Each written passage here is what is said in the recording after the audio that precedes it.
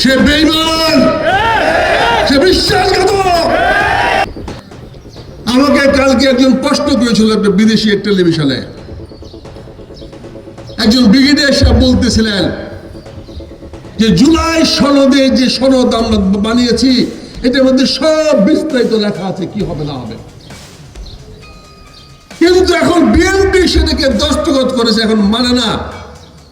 এখন বিএনপি বলছে এটা, বলে যে এটা নাকি জনগণ জানতো না, 4টা ভোট দিয়েছে, কি দিয়ে গেছিল জনগণ জানে না, ফলে এটা বৈধ হয় নাই। আমি বিনয়ের সঙ্গে বললাম ঠিক আছে বুঝলাম, জনগণ বুঝে নাই, মানে নাই, বইয়ে কি ছিল না জান না, হ্যাঁ ভোট দিয়েছে, এই তো অপরাধ। ভাই পৃথিবীর কয়টা মানুষ কোরআন শরীফ সম্বন্ধে ভিতরে কি লেখা আছে জানে?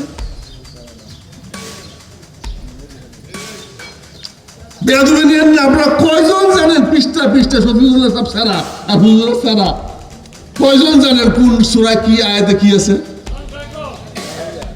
কিন্তু আমরা মানি, আমরা কি মানি?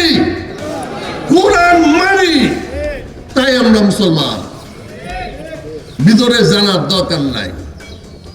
আজকের বেঈমান যে কোরআন মানে না সে তো কাফের।